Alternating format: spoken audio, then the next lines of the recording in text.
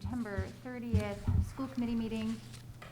Everyone is in attendance. The Wilmington School Committee will enter into executive session pursuant to MGL C30A S21A2 to conduct strategy sessions and preparations for negotiations with non-union personnel or to conduct collective bargaining sessions or contract negotiations with non-union personnel, WTA grievance, substitute pay. The Wilmington School Committee will return to regular session following the executive session. Roll call: Steve Bjork. Yes. MJ Burns. Yes. Jesse Fennelly. Yes. Joe Newhouse. Yes. David Ragsdale. Yes. Jay Samaha. Yes. Jen Bryson, yes. All right, I think we're good.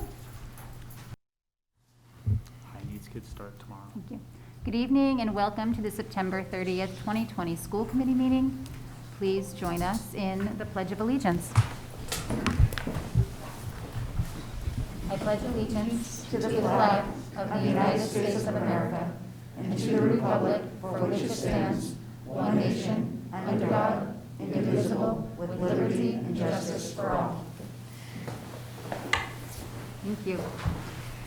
We are just returning from an executive session, and so we're actually at item number 4, which is public comment. I believe we have one in-person public comment this evening, and so we will let them know. Thank you, Mrs. Newhouse.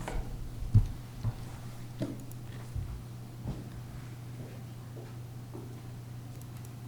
can sit here.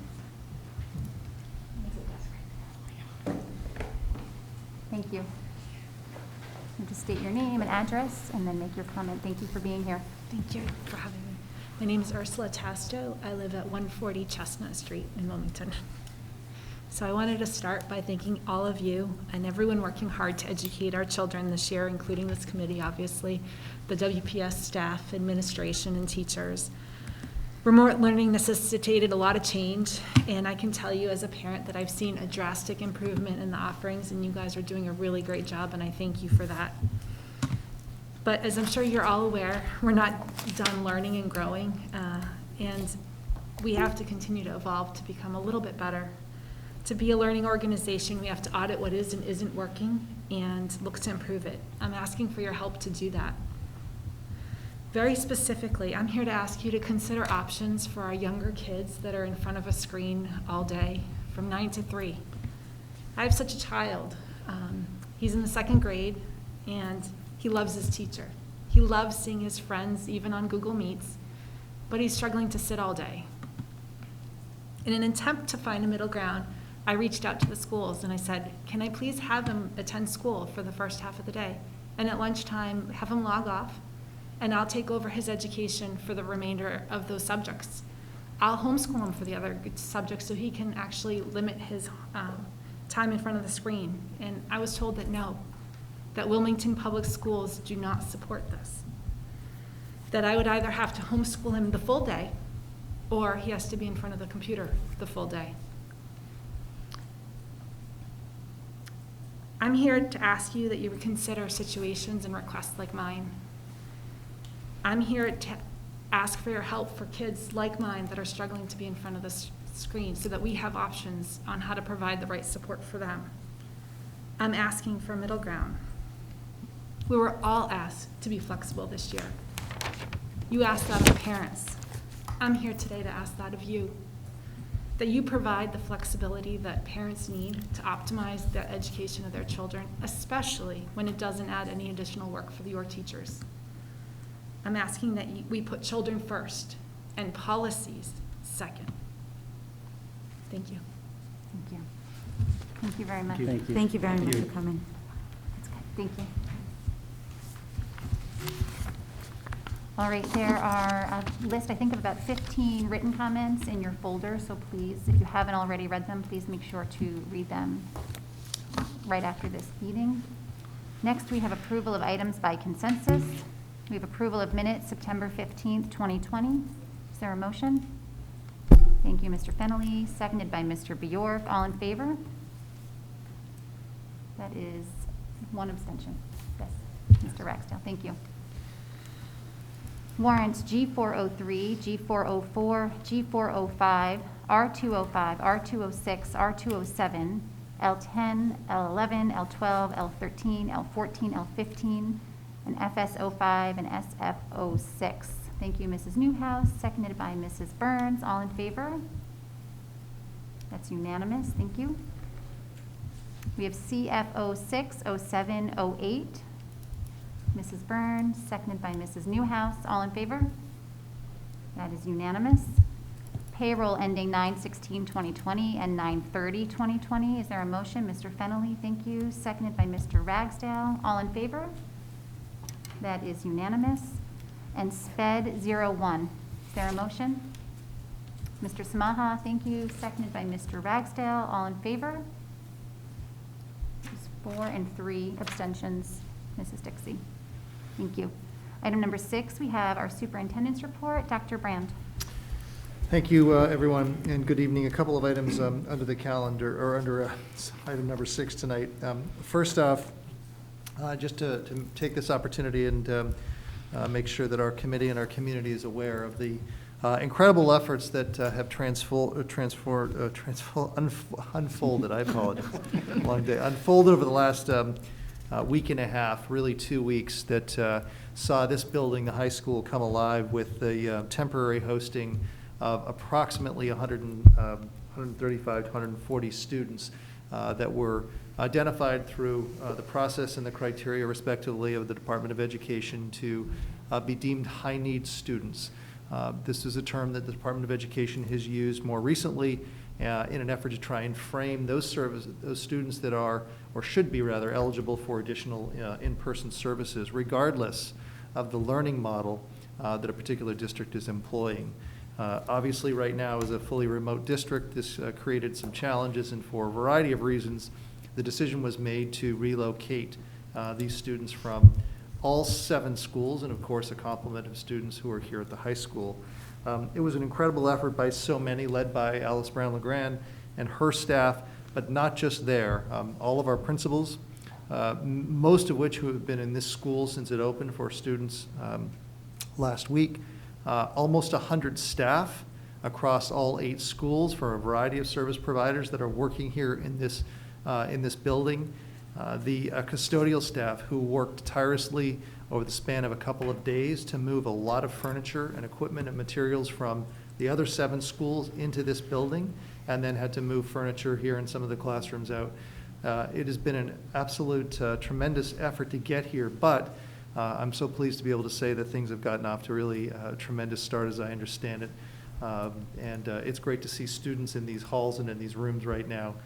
Almost every single room in this building is being used for the variety of needs and services that have to be delivered. The intention will be to transition these students and the staff back to the schools as we transition to the hybrid model, which I'll speak about a little bit later tonight. But I just wanted to take this opportunity to share with you that the program's gotten off to a great start, thanks to the many efforts of so many, the support of our parents, guardians, transportation, and food services, and of course our hosts here, Ms. Peters and her staff at the high school. The MSBA application update, just really brief. I know some members have been asking, and some community members have been asking. I reached out to the MSBA recently. As you will recall, we submitted a number of statement of interests for our elementary schools. In a typical year, the MSBA usually would render their decisions by now, but they are delayed, understandably. But they confirmed that for us, that they've not made any decisions yet for districts. They are a number of weeks out for that. So I just wanted to let people know that we haven't heard anything formally yet from MSBA, and of course I'll keep you posted on that. If I may, Jen, if we can come back to 6C and the revised school calendar, because I think it might be better after the presentation. That's fine, thank you. All right, there is no old business, so we'll move right on to new business. The first item is the school reopening update. What a difference 2 weeks makes. 2 weeks ago, we were sitting here, and it was just before the first day of school, and here we are successfully implementing remote learning and our high-need students at the high school. And so lots of thank yous, I'm sure will be heard tonight, and then obviously plans for where we move to next. So are you all set? I am, thank Okay, you. great. So this presentation has not been yet posted on our website, but it will be made available to members of the community tomorrow. So there's a number of pieces of information that I want to take this opportunity and go through tonight, and that's not it. Hold on. Wrong one. Here we go. That's the wrong slide. That's not it. That's it.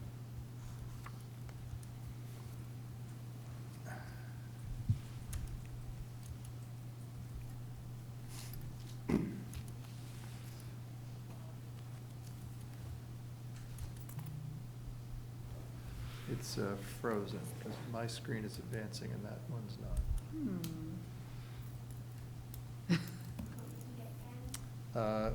Yes, please. Do you want to start with protocols, or does that not make good sense, since it's up? You're swimmingly. Bear with us. Take a short commercial break. Tell them WCTV.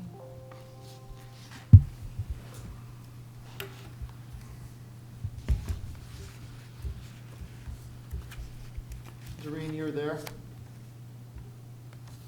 Actually, does it make sense to maybe take 5? And we've all been sitting for over an hour. Does it make sense to maybe take 5? Is it okay? Is there a motion? Do I have to make a motion to take 5 minutes? Is there a second? Mrs. Burns, all in favor? All right, Doreen, we're gonna, sorry, thank you. We're Sorry, gonna we take a hold. 5-minute break. Hold tight. All right, take 2. Thank you, everyone. Good evening. The intention tonight is to provide the committee and the community with an update on a number of different areas as I know it's not exactly still reopening. We are open for school, but it seems like the most appropriate title to continue to provide a frame around all of the different work related to our services and programs. And so very briefly, we'll touch upon a number of different areas tonight. You can see them listed here in the presentation.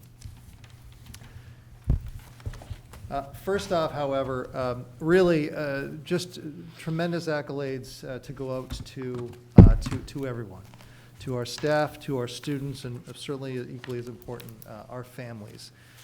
By all accounts, from what I'm hearing, it's understood that there are hiccups here and there, things that are not working perfectly, but the transition to fully remote seems to be going quite well, generally speaking. These are a couple of pictures that were shared with me with permission around some of the images that is actually unfolding on a day-to-day basis in so many households throughout Wilmington. So truly a shout out to everybody for making the very best of the challenging circumstances, even more so before us with the place that we're in currently. I want to start with something that is certainly staying true to our focus around trying to support the social and emotional well-being of our students. Again, thank you to Christine Murray, who's been working hard behind the scenes with a number of other folks to assemble resources and information for families. These resources are available on our website. We recognize that there's so much information right now that's floating around, but I just wanted to take the opportunity to bring focus to that and to let our families know that we're continually thinking about this, trying to provide you with opportunities that will help support you and your children through these challenging times. The resource guide is something that's available and that was recently shared with families. That's available on our district website and a number of other resources as mentioned. Along somewhat similar lines, now that school is open, it's an opportunity for me to be able to share with our families that we're thinking about trying to make those connections that are so important, and what that would look like in regular times. And of course, we would be at this point really thinking about and probably have had at this point a number of open houses. That can't occur, as I'm sure you can understand. However, we are committed to providing an opportunity in a virtual way for open houses for parents, guardians, and that will be happening in October. So stay tuned for more information on that, but I did want to take this opportunity to share that with our families, that's something that's coming, and we recognize the importance of that even more so this year perhaps than in a typical year. We're also thinking about making the important linkage between our parents and guardians and between our teachers, and parent-teacher conferences have been thought about. Dates have been penciled in, if you will, but we think that this plan will be something that will provide an important opportunity for our parents and guardians and teachers to meet. There's a lot of dates here, of course, but we'll make sure that these get posted and then brought to everyone's attention. But I wanted you to be aware that we are also thinking about that as we get the year underway. Thank you to Ken Lord, who's here tonight, but his entire tech department. They have been working really endlessly almost since we went into fully remote back in March, with an awful lot of work, you might recall, of making loaner Chromebooks available, and that's continued. Close to 800 loaner Chromebooks have been distributed to families, and our tech staff is amazing. They've been working overtime continuously, really, as I said, since the spring. There are still loaners available, and so for the opportunity for any families who are in need of those, the email list, you can't see this too well on the screen here, but it'll be in the presentation for the tech department, and please reach out. There is also a technology page off of our reopening website that provides a link to a number of helpful documents and resources, from how to use Google Classroom to how to submit assignments and so on. And so again, thank you to Ken Lord for his work, and I just wanted to share that with our families. Transportation, something that's been, of course, understandably somewhat on pause, but not the work associated with planning for the hybrid model, the students, and how that will all come to fruition. You'll also recall, though, that we've talked about a bus pass as an important way to make sure that there is a more regulated way of allowing access for students to buses. We have, at least we not forget, very specific guidelines in terms of how many students can ride on a bus and what seating and so on. And so this bus pass system is felt to be the most appropriate way to try and get at that. There are a number of pickup times that have been scheduled, and our technology director has been and will continue to certainly push this information out. But you can see here, starting on Monday at the Shawsheen School, Tuesday, October 6th, a number of opportunities, and then Wednesday at different schools and the different times, an opportunity for those passes to be picked up. And the routes for the district as a whole will be made available on Thursday, October the 8th. The CARES program, I'm pleased to be able to say, has gotten underway. The alternative, I suppose, if you will, CARES program temporarily that's been launched to try and provide a space and a place for some of our students. That kicked off, and we had a meeting with principals this morning, and it was shared that that got off to a great start. 64 students out of a possible 100 slots have taken advantage of and been enrolled in the program. We do have more space for students, for families that might be interested. Grade 1 is full, but there is space in some of the other grades. And they are following the guidelines in the different locations. Technology, food services has been heavily involved, as has our nursing staff, to help make that program possible. And the 6-foot crocodile is in play to try and remind our students around the distance.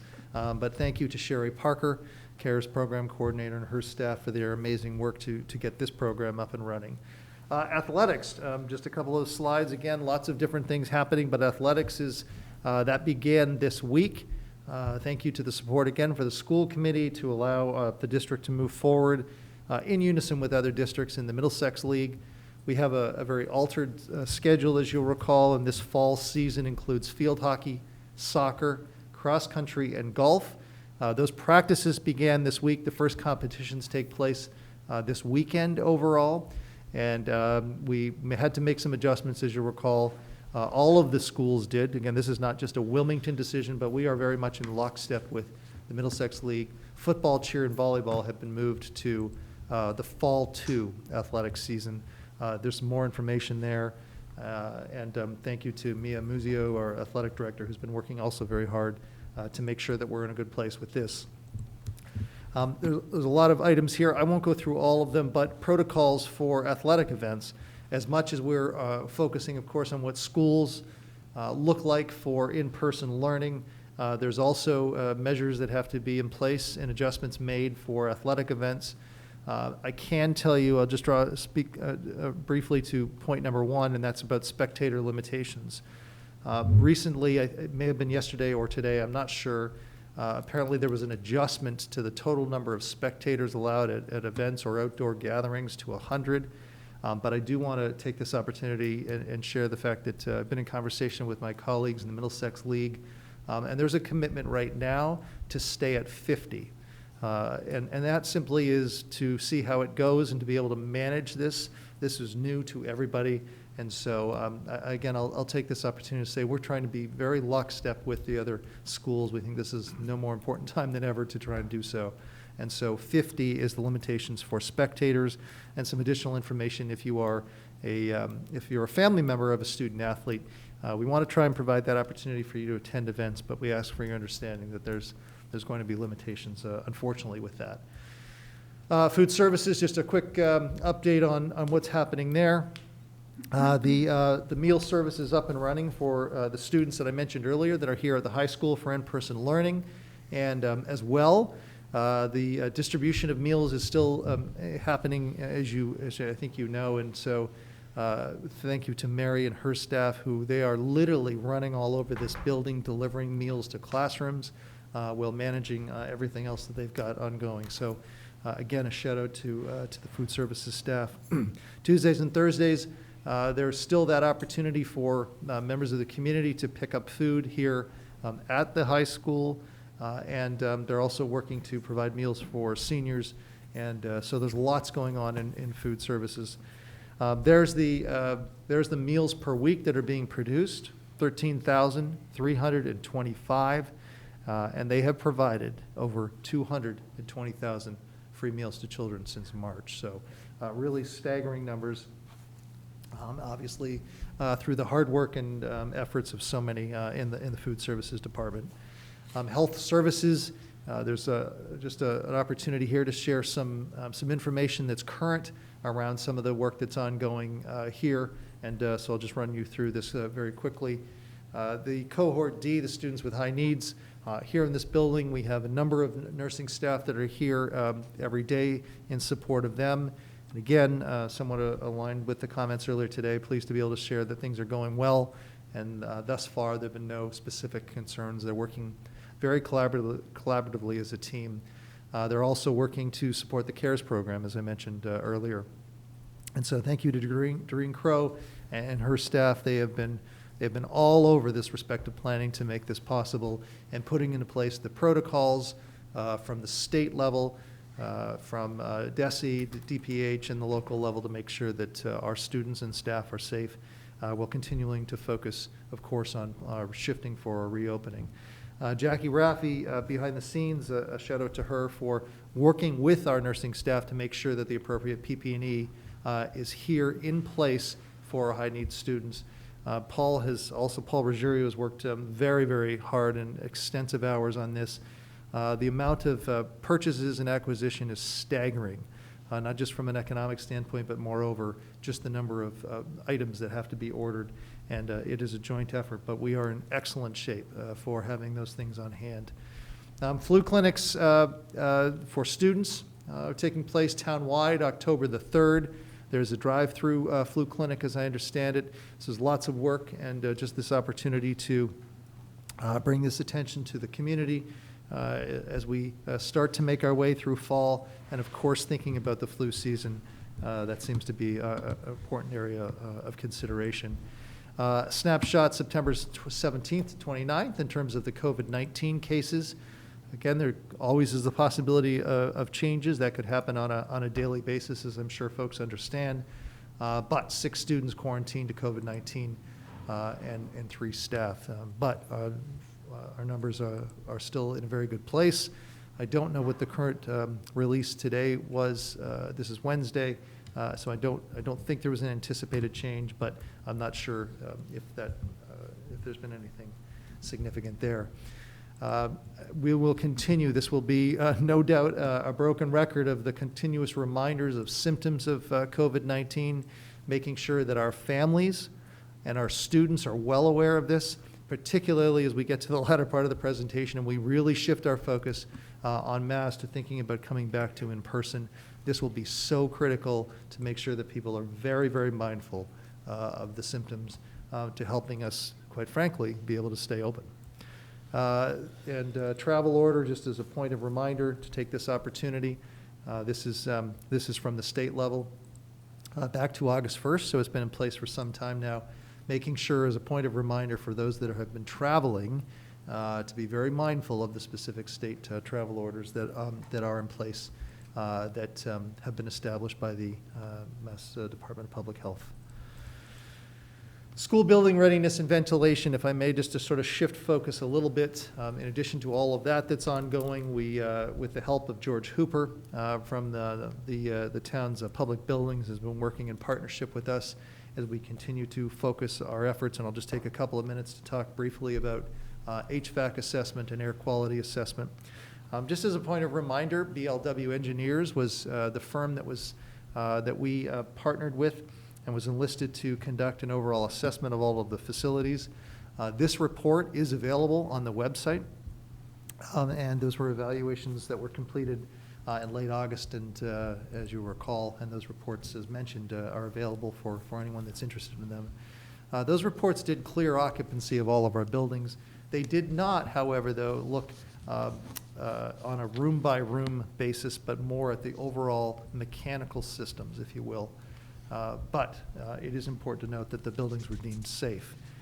However, we wanted to go deeper in terms of analyzing the air quality and the airflow to things that when we're thinking about COVID and the areas of focus of public buildings and occupying those are an important factor to consider as it relates to COVID-19.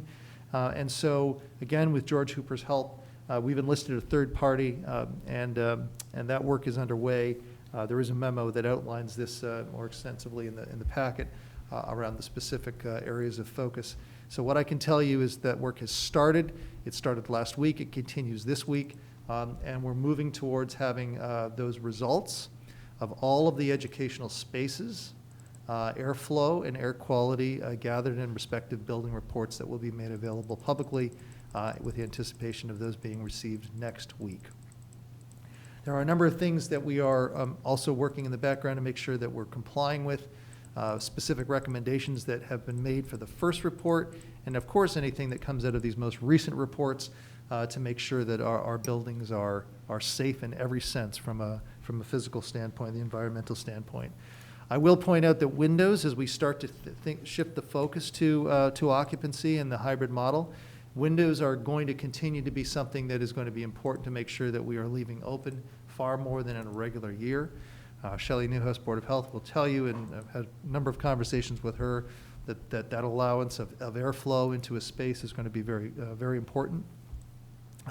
And so, this is a chance to start to think about as the weather gets colder, it is going to be an adjustment around classroom spaces, and that even in January and February, I'm not suggesting that the plan is to keep windows completely open, but open a little bit to continue to allow airflow. And that may certainly, as you can appreciate, impact some of the temperatures in some of the facilities, but again, that's felt to be important. There were highlights in the BLW report that this is just in part. There are a number of things broken down into 2 tiers, and to this point, somewhat similar to the windows. George Hooper and his staff have made those adjustments on those systems, and in short and in layman's terms, those ventilation systems rather, are pushing in to the maximum capacity they can outdoor air. That means as well, though, as we're thinking about it and you're shifting your focus, that as the temperatures drop outside, that certainly could lead to and will lead to cooler climates in the buildings. We have heating systems. As those start to kick on, of course they will, but there's multiple things happening here. We want to push continual airflow into the rooms and the spaces, but as well try and temper, obviously, the climate in there. So, those adjustments are certainly being made. The other important thing is the Tier 2 highlights. And I've talked about this before, the portable Hepa filters. That MERV 13 filter that I know we've all heard so much about. The high school is the only building in which those units can accommodate those. As a result, We, again, through George Hooper's assistance, have made purchases for 400 portable air purifiers. Indeed, one of the recommendations of the BLW report recommended for those spaces that could not accommodate that MERV 13 filter. Just very briefly on negotiations, as I've commented on before, this is part of the overall ongoing efforts. I'll just take this opportunity to point out to members of our community. I know there's been some public comment about this. Ultimately, negotiations are between the school committee and the WTA, the Wilmington Teachers Association, as is the case for general contract agreements. Those meetings respectively began in early August between the two parties, between the school committee administration certainly being a part of those. There have been 14 meetings thus far. 15th is scheduled for tomorrow. They are progressing very well. I believe we are getting very close. I want to take this opportunity and point out that we have had school committee representation as part of those discussions, along with members of the central office team. I mentioned the next meeting is tomorrow. Like all formal negotiations, any contract negotiations, they're confidential until they are finalized. But I will point out that once the final agreement is in place, it will be posted on our district website right alongside the other contracts that we have in place. So thinking about heading towards the hybrid model, because I know that that's what people are very interested and very anxious to know about. So there continues to be a number of things that are happening in terms of determining the readiness for us to transition. I mentioned before the negotiations briefly, the air clearance, the air analysis and air quality, but also staffing needs. We continue, and later in the report, or later in the evening, you'll have a bit of an update from our HR director around what that looks like. But I will take this opportunity to say that this is a continual concern for not just Wilmington, but by all accounts, every single school district. That we right now have approximately 15 staff vacancies, that these are and I certainly would want anyone in the community to know that this is not about lack of actively trying to seek and secure staff in place. It's simply the nature of what what we're dealing with for a variety of different reasons. Not all staff might be able to report to work. Those are reasons that are governed by the law, by the respective laws. We're working hard and diligently to make sure that we can provide replacement personnel for every open spot that we have. But we do have vacancies, and it's something that in this market, there's still people who are applying, but every single district is looking for people right now. And so that is certainly a point of concern. Substitute coverage is equally a point of concern. In the best of times, all districts struggle to get appropriate numbers of substitute teachers in place when teachers are out of their respective roles. We're concerned about this. We're concerned about this, as I would say that all districts are, because we anticipate that there will be fewer substitutes that are interested in coming in for in-person learning. So we are actively trying to seek and attract substitutes, but I must say it's something that we are concerned about and that could be problematic once we do reopen. So I just want to put that out there. And certainly unrelated to staffing, but supplies, material, and furniture. I mentioned earlier the number of days and the manpower that it took to transition furniture here. That has to go back to schools, and so it's something that we're also being planful of. There are some implications for the calendar, but I'll jump back to that, and let me, if I may, share what right now is the plan for us to transition to hybrid, because staffing challenges notwithstanding, the work by a collective whole, the leadership team and many others behind the scene, I do believe that it's appropriate and timely to put out the plan for the transition to hybrid. Obviously, this is contingent upon the COVID numbers at the local level, but where we're at right now puts us in a very good place. And so let me walk you through this transition plan right now. Friday, October 16th, the plan would be to bring the high-needs student programming here at the high school to an end at the end of that Friday. Again, that's going to take the weekend for custodial staff to move the furniture and all of the items back to schools. And even over the weekend, it might be a challenge. We need time for our teachers to prepare for this transition from remote to hybrid. This is something that I've talked about before, about that as a real need, that it's not just as simple to flip the switch. That there's time that is needed to be prepared to make sure that those schools and such are ready to go. And so what this proposal includes is shifting what I've been calling the 182nd day for staff. We have 170 days for students. By contract, there's 182 days for staff. At the last committee meeting, I asked you to approve a calendar that included that 182nd day at the very end of the school calendar, but deliberately utilizing that day or focusing on that day for when the time would come to transition. In addition to that, though, we also have the professional development day that typically is scheduled for the election day in early November.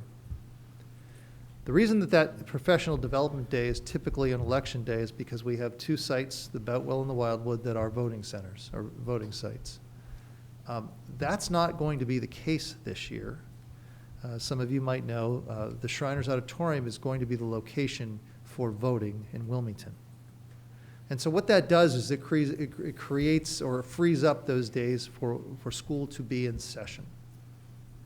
And so what this proposal includes is taking that 182nd day, as well as that professional development day, and marrying those two together to allow for that time to transition everything back to prepare for the arrival of students.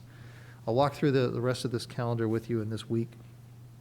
Wednesday, October the 21st, that would be the target date to have the high-needs students in their respective schools begin back for in-person learning. So there'll be a 2-day break there, Monday and Tuesday. In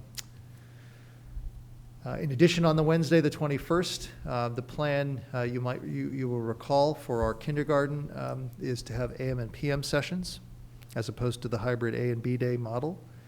So the plan there is to have the AM kindergarten students in person at the Wildwell and Boutwell, and have the PM students in remote that day, and then that flips. And remote learning, consistent with how the plan has been on Wednesdays, will continue on Wednesday, October 21st. We are also trying to focus on the reality and recognize that our youngest students entering the first year of their respective schools, grades 1, grades 4, grade 6, and grade 9, have not been in their buildings yet. And it will be the first time for them going into, obviously, a very different environment. And so this schedule tries to attend to that. Right now, what is being considered is an orientation schedule of some sort to still be developed on October the 21st. And at the other grade levels, that's at the high school, and on October 22nd and October 23rd, as you can see there, first day for grades 1, 4, 6 in cohort A only on Thursday. And on Friday, same grades, but cohort B. And there's a lot of other moving parts that you can see in there. But the long story short is that by the end of Friday, October 23rd, we'll be ready, if this plan can come to fruition, to start on the 26th with the full hybrid model in place. So it is an adjusted plan from that which was originally presented to the school committee back in late August. It still allows for a ramp up to the full hybrid model, specifically targeting those grades that I just mentioned, 1, 4, 6, and grade 9, getting our high needs students back, transitioning from here.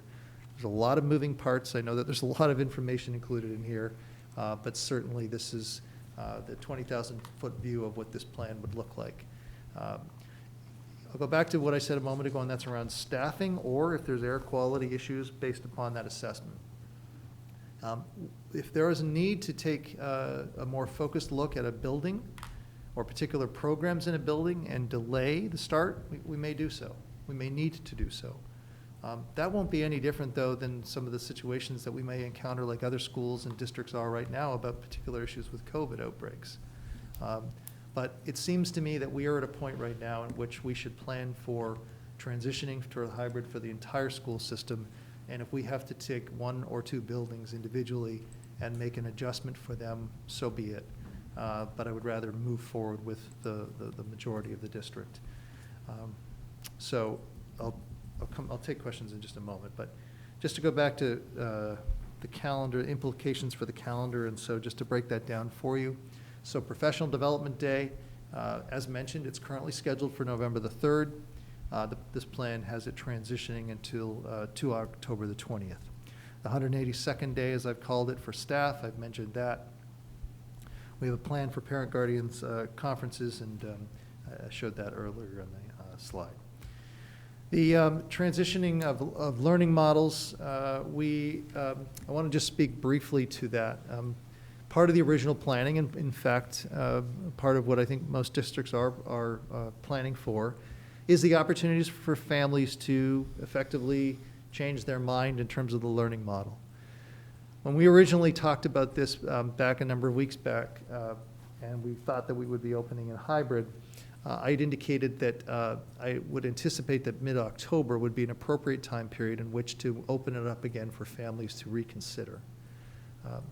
I'm still committed to, and I think it's appropriate to allow families to reconsider for a variety of reasons, I'm sure. But this change in course here necessitates that we really rethink that. The rethinking of that is to pushing that off until December. We'll have students back to in school in person towards the end of October. So really it's about the better part of a month. Obviously Thanksgiving is in there and so on. To be on that trajectory. One thing we have learned over the last number of weeks is that this is incredibly difficult to schedule. And we have these safety guidelines that have not changed, from transportation to in-person learning, and trying to balance all of that has been way more difficult and complicated than any of us ever thought. And so to get to this point, to transition to hybrid, but at the same time open it up for people to be able to select that they want to go one way or another, it would be very difficult to manage. And so that's the thinking around delaying this a little bit longer. But I just wanted to take that opportunity to touch upon that. And then finally, transitioning to hybrid, we recognize, I certainly recognize that there's been so much information that has, through these meetings and through other sources of pushing out, a lot for our families to take in, a lot for anyone to take in. There's an awful lot to all of this. But I did want to share that the intention is next Wednesday to provide more of a forum outside of the school committee meeting for an opportunity for interested parents and guardians to listen to a small panel. We're still going to be in the process of putting that together, and to allow for a little bit more exchange of questions through some format. So I did want to take the opportunity to announce that tonight. We have another committee meeting planned for October the 14th, as you know, 2 weeks tonight, and so there's still obviously a lot in the background going on. But that's the big picture of an awful lot of, I know, different parts here, but I'm very happy to take questions if you'd like, and I can go back to that transition to reopening schedule in case there are questions that folks have. Glenn, I'm just on Friday the 23rd, all high school students, is that supposed to be cohort B in person if cohort A is Thursday the 22nd? For grades 1, 4, 6? No, 9 through 12. Friday the 23rd. Yes, that should be cohort B. I missed that, yes. So the first day for cohort B students at the high school would be 10/23. Correct, right.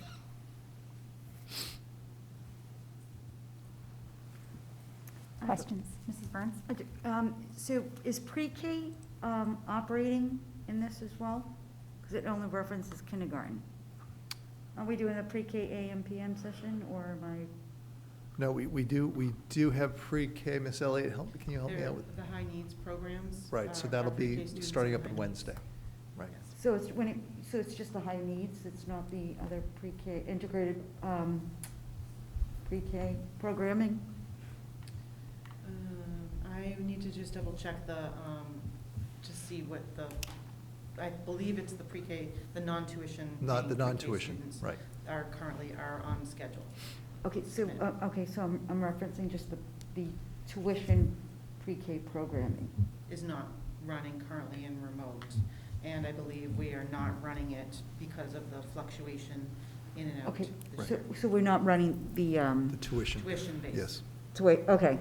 All right, so what happens to staffing in those classrooms?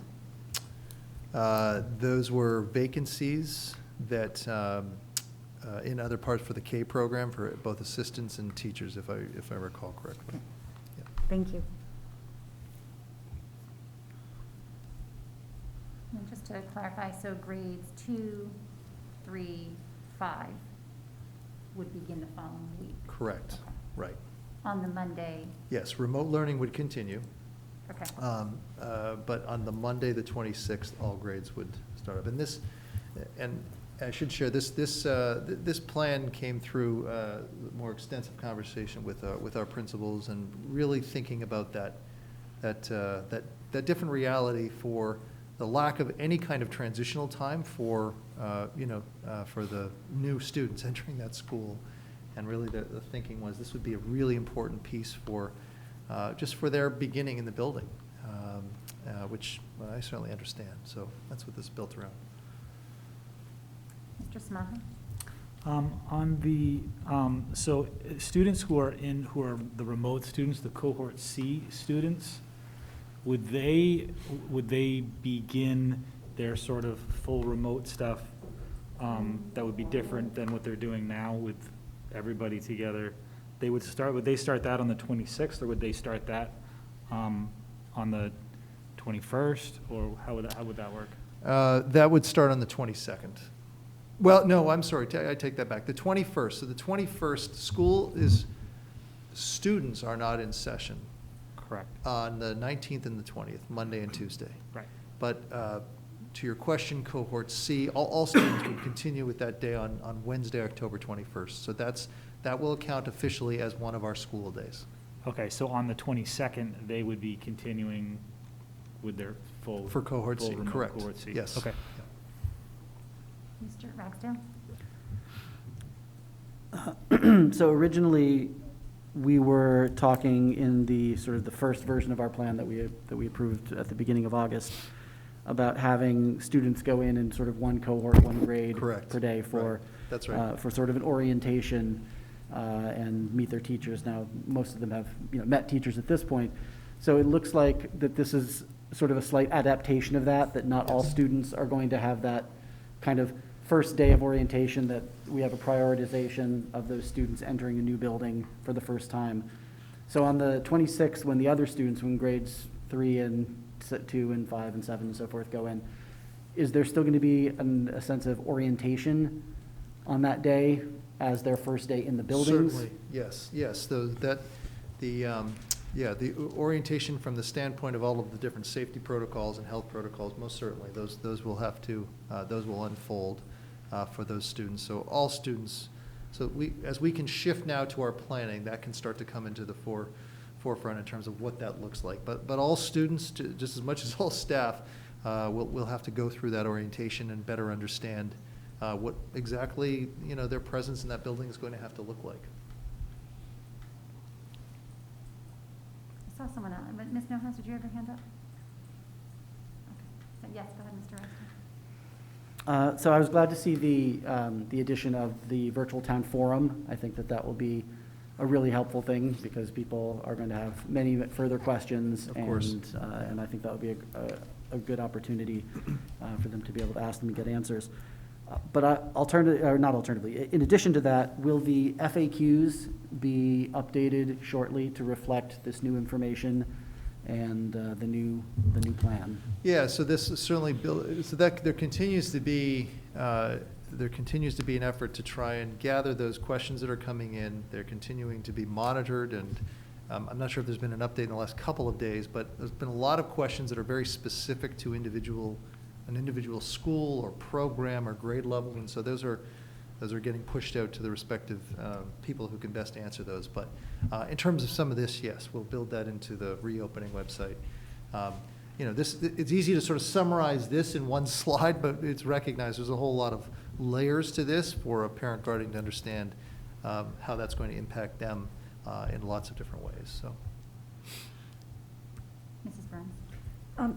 Dr. Brown, I know you've done so at previous meetings, but could you, take into consideration this is a little later than what we had hoped and anticipated, could you clarify, maybe give us a little more detail with regards to the work that's going on within our schools as it pertains to ventilation and HVAC?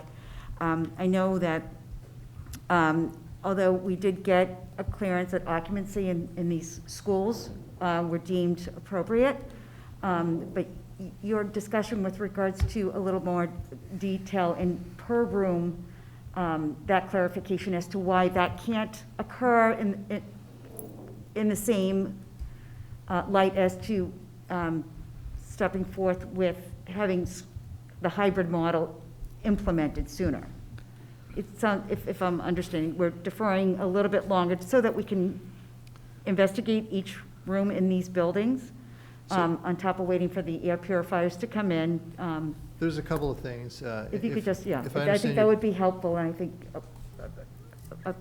one of the pieces to this. If I understand your question, so the timeline here, what in terms With of? regards to, we Yeah. just got the report back that our school buildings Yes. were safe for occupancy. Right. But this additional layer of Yes. assessment per educational space, I think it may bode well if you wouldn't mind revisiting that Sure. for clarification. So, all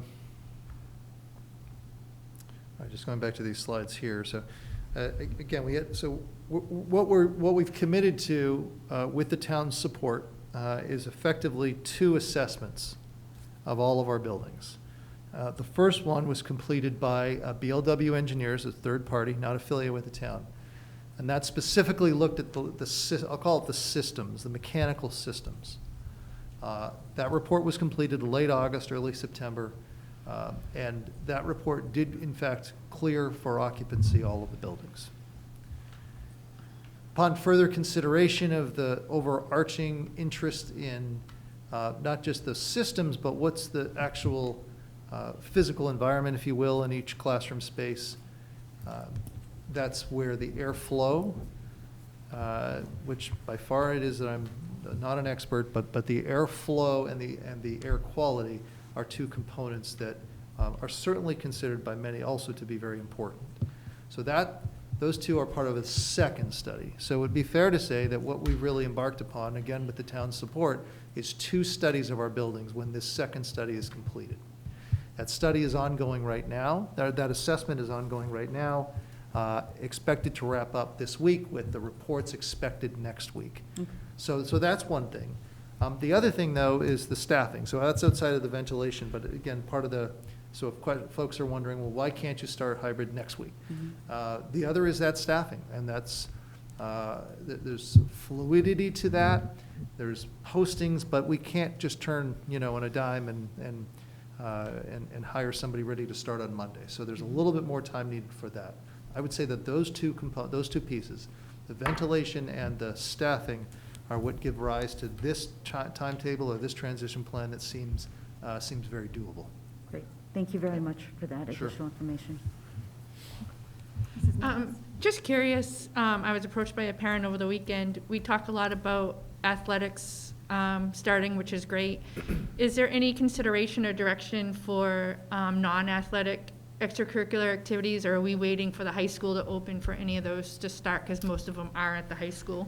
So we've, what we'll be able to share a little bit more definitively by the time I would say of the next meeting is that where there are opportunities for a variation of an activity to deliver an activity, which perhaps could be virtually, Yeah. right? That we would very much like to support those. So we know we're going to have limitations on gatherings and so on, but if there are student parliament or student government or student council might be the quickest example I can think of. If we have staff that are willing to offer those and can do so in a proposal to keep everyone safe and so on, that certainly can happen. Everything's just a little bit later getting launched, but we'll certainly be exploring those as quickly as we can and get those off the ground. Thank you. or Mr. Rags, did you have a question, Mr. Rags? I'm looking at Mr. Ragsdale's call on me, actually. I have two comments, things that have come up either through emails and then looking through the public comments.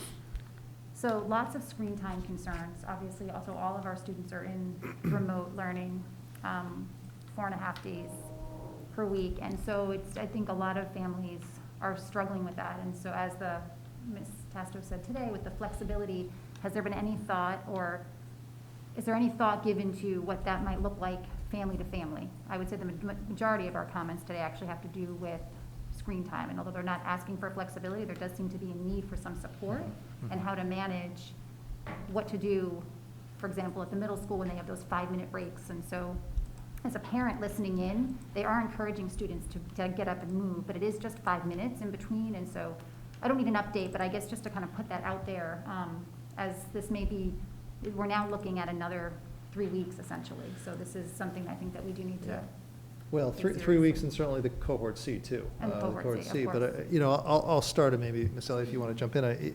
It's recognized that this has become a concern, and we've talked about this, Ms. Elliott and I, in terms of understanding on the one hand that I'm sure that for the vast majority of our teachers, they've been working so very hard to do what the spring could not provide, and that is a much more scheduled approach and wanting to try and deliver the best experiences respectively that they can, and that's meant sticking largely to the schedules. The conversations we've had is to say, look, the schedules are there, but it's permission to allow for more breaks. It's permission to say it's okay to the staff to, if you have a sense that a little bit more time, and this might be more age dependent, more of a break is necessary, that certainly is permissible. Ms. Elliott, I don't know if you want to add anything. I think, we've had some conversations and have been reinforcing this message with staff as well, that, and primarily at the younger grades, that, the recommendation is that, the beginning of an instructional block starts together online with the group together and ends together online, but downtime in between for application. But I think in this initial launch, there's the technology component is a little bit, has an impact in the sense that I think teachers are almost afraid that if the students are logged off, they're not going to get them back on, and really wanting to make sure they have that, that consistent connection with their students. So I think we're working through some of those logistics and, teaching young kids how to mute themselves and shut their camera off without logging out and those types of things. So we are certainly looking at that, and can continue to support staff in recommending, timeframes, developmentally appropriate timeframes for students to be able to stay online and log off. We're working with families individually as well who have concerns, trying to make it work for families. We are accountable for attendance, and we do have to report attendance every day. So we are trying to do the best, we're trying to meet the needs of all families. So we've had people reach out to classroom teachers and then on to principals, and we're continuing to follow, check in with principals about trying to help make those accommodations as needed. Thank you, that's helpful. And would you recommend to families to reach out to the classroom teacher first? Yes, and absolutely. kind of express some of their concerns if they have any? Sure, yes. I have another question, but I'll let someone else go. Mr. Fennelly? Well, I didn't want to interrupt you, but this might be in the personnel report that comes a little bit later, but talking about staffing and the needs that the district has, do you have a sense of if there's a grade level or a building that's at a particularly high risk for staffing issues, or is there one spot that is in greater need? If we can, maybe I'll just let Ms. Stern-Armstrong comment on that. I think it's distributed. It's not necessarily one specific spot. Yeah. If we did have maybe 2 weeks ago now, a few more vacancies to fill at the middle school, but we made some great progress on that. Those numbers, both for the need for supporting those that elected full remote C, or fully remote, sorry, and just the various circumstances. So, but I think it's fairly distributed right now. Some buildings are a little bit better situated to be able to open tomorrow, but we're trying to look at the big picture here. And this plan sort of, it's a 11. That's weird. Oh, that's you. It's you. It's you from a few seconds ago. This is just. Sorry, Wilmington, we're listening to our meeting, actually. Technology making our lives better every day. delay. Surveillance. Like listening to yourself. What, you record? What's going on? Is this WTCTV coming through on a delay? They had their mic on, and somebody put their mic on, us moving back through the Zoom. Mr. Lord, it is a Oh, good Mr. thing Lord. you are here with us. Can we, can I mute her? That's all right, don't worry about it. Yeah, all right. Is it my turn again? I'm confused now. I do have another question, but Mr. Ragsdale, do you have something? Try to talk over the laptop. I think that we need to acknowledge that this is the second time that we've had to tell families that the date that their kids were going to get into school has been delayed. That we had one plan at the end of September, and then for various, again, reasonable, we know the reasons, that we had to delay that, and that we're now at the stage of having to delay another 9 days past that. And that this is extremely difficult for our families who are, already trying to plan their lives around difficult circumstances and not being able to count on when we're actually going to get into buildings is a big problem for them. And I mean, I certainly know, firsthand that everyone in the district is working as hard as possible to make this happen, that this is an absolute priority of the district, that we are trying to get kids into buildings as soon as we possibly can. And so that, it's certainly not for any lack of effort or good faith or or people working extraordinarily hard to make this happen. But I think that despite that, it's very difficult for families, and we need to, I think, at least acknowledge that this is going to be very disappointing for many of them, and that it's going to, create difficulties in their scheduling going forward. On a separate note, I have a lot of questions, and again, some of the comments. Is there any update from student support services about how students' needs are being met who are not in the high needs group? So I've gotten quite a few questions about that. And so I don't know if there's going to be an update or some way for us to know if how students' needs are being met who are not here in the high school every day. Alice, are you there?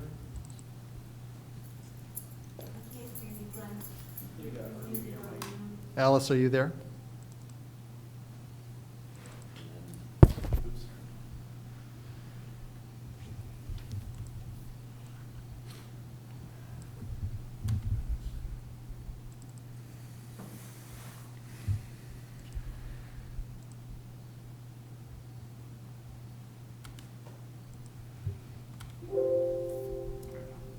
Alice?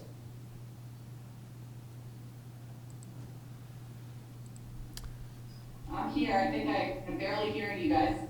Did you hear that question? I did not. So the question was about, There's you. the question was about how specifically are the needs of those students who are not in the high needs group currently being met? So currently, all those services are being provided remotely for students that are not attending our program at the high school, which means that if they have inclusion services, they're participating inside Zoom with their inclusion teacher, with a special education teacher or educational assistant, depending, joining them.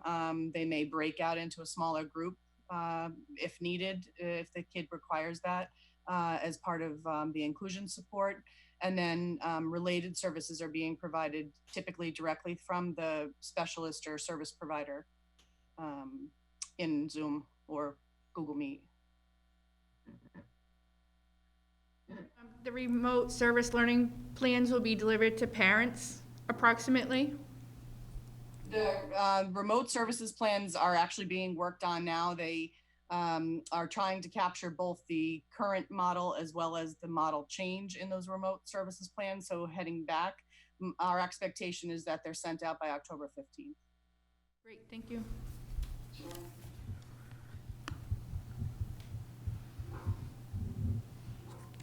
Thanks, Alice. Other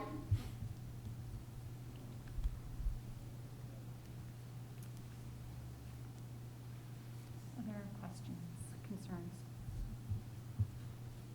And so if parents are not feeling that those services are being provided, what should their course of action be? Alice, did you hear that? No, I can barely hear anybody except for you. Parents don't feel that those services are being provided. What would be the logical step for them to pursue?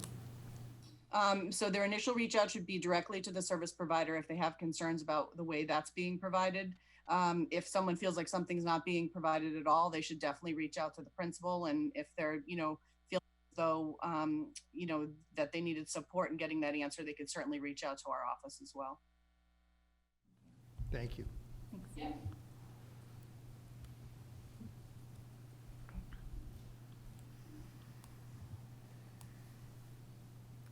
Do we move on to the protocols?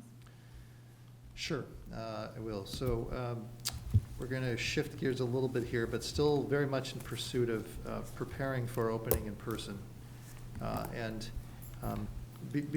When the time came to think about this as a meaningful topic some time ago when we were preparing this, it wasn't for the thought that we would be hearing about other districts that are contending with this now.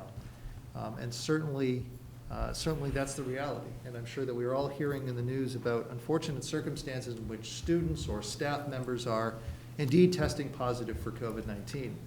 And so one of the things that is certainly not lost upon us is that we should start to orientate people now for what that's going to look like as our response once we do shift to the hybrid model and in-person learning. So with that, Ms. Crow, are you there? Sorry, what is that? I'm sorry.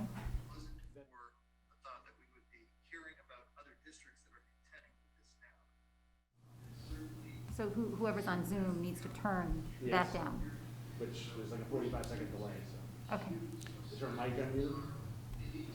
Nope. Yes. Doreen, are you there? Yes, I am here. Perfect. All right. Thanks for your patience.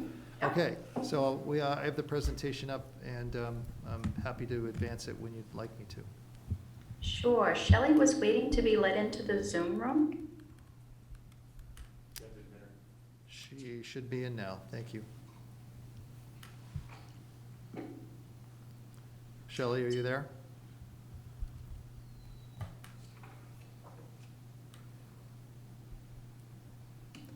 Hi, Shelley. Good evening. So we have Miss Newhouse here, as well as Doreen Crow. Thank you, Dr. Brand. I can't actually see the slides. She won't be able to because she's in the Zoom. I have them before me here. Can you share your Can screen? you share your screen? So, Right. I'll yeah. So complicated. Stop. It's not a good night. It's too much for one person to handle. I think we need to delegate a little bit I next time. will. We'll put that in the notes. Yeah, would you? Can you see that now? I can, thank you. Yeah. No, thank you. Okay. Great. So thank you, Dr. Brand. Good evening, everyone. Good evening. So what we're going to talk about is the protocols for responding to COVID-19 scenarios. And you can go to the next slide. Oh,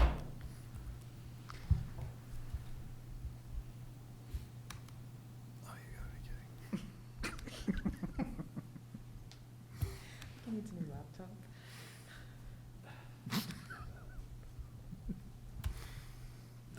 Okay, you're good. Okay, good. So what I want to first start with is to say that a safe return to in-person school environments does require a culture of health and safety every step of the way. I want to emphasize that it's not one mitigation strategy, but a combination of strategies taken together that will substantially reduce the risk of transmission. So we've talked about this several times. Staff, students, and families must monitor themselves for symptoms daily, and they must stay home if they don't feel well.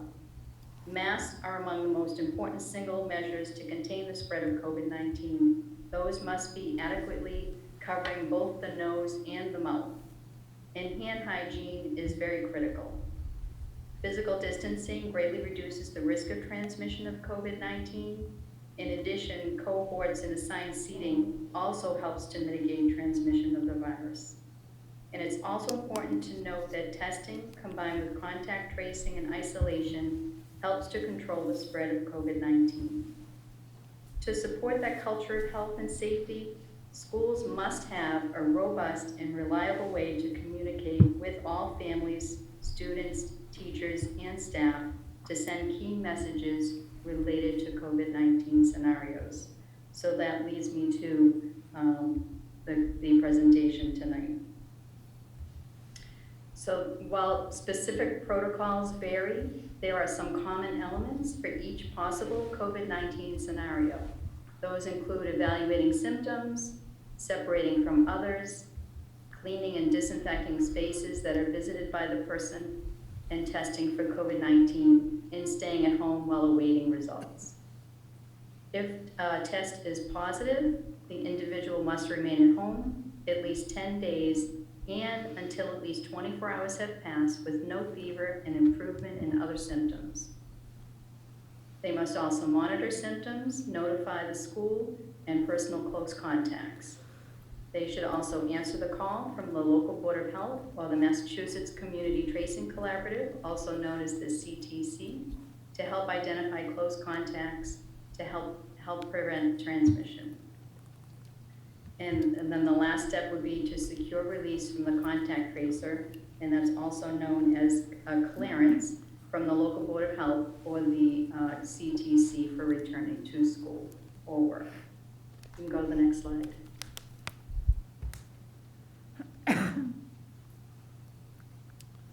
So first we'll talk about protocols for individual exposure or if an individual tests positive, and then we'll talk about protocols for potential school closure, partial or fully, or district closure. Next slide, please.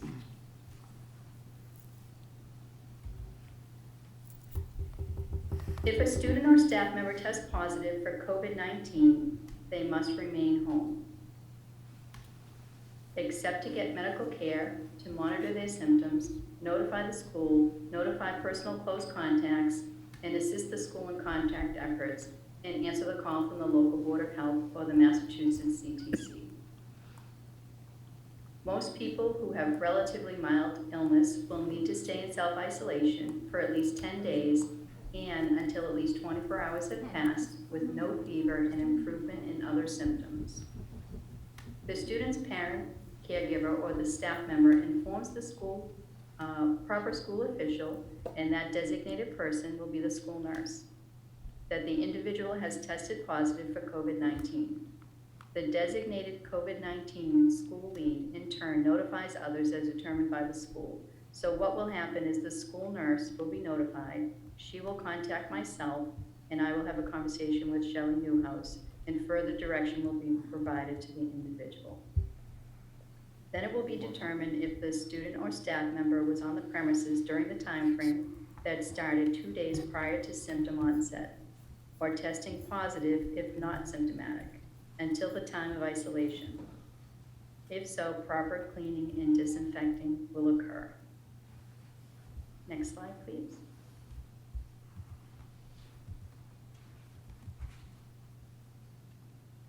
Communication will be initiated with families and staff of close contacts. A close contact is defined as those who have been within 6 feet of distance of the individual for at least 15 minutes. Communication with families and staff of close contacts communication will be sent to families and staff to inform them that there's a positive test in the student's class, bus, or other activity. Explain that since the student or staff were within 6 feet of the person with a positive test for 15 minutes or more, they're considered a close contact and therefore should be tested. Instruct close contacts to isolate prior to their test and while waiting for results. Close contacts should be tested for COVID-19 at one of the Massachusetts test sites, and Shelley can talk about where she refers people for that. Close contacts are asked to communicate their test results to the school, and they can report those directly to the school nurse or myself, and they should not return to school until they are quarantined for 14 days. This includes close contacts who receive a negative test result or who choose not to be tested. And reminding families and staff of the importance of not having contact with higher risk individuals, such as grandparents or those with underlying medical conditions, and of the COVID-19 list of symptoms for which to monitor. Next slide. If others in the school test positive, the protocols above will be followed, along with the protocol for multiple cases in the school. If no others in the school test positive, close contacts will be asked to communicate their test results to the school. They should not return to school until they have quarantined for 14 days, including those close contacts who receive a negative test result or have chosen to not be tested. And then any other area of the school visited must be closed off and cleaned and disinfected.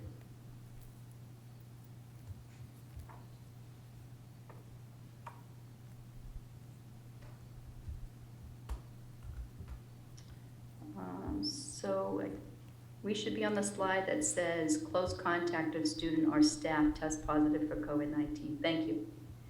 Current Massachusetts Dph guidance is that all close contacts of someone who has tested positive for COVID-19 should be tested. The student or staff member who is in close contact with someone who tested positive for COVID-19 should be tested at one of the Massachusetts sites. Close contacts should isolate at home prior to testing and while awaiting test results. Close contacts are asked to communicate their test results to the school. They should not return to school until they have quarantined for 14 days. And again, this includes close contacts who receive a negative test or those who choose not to be tested.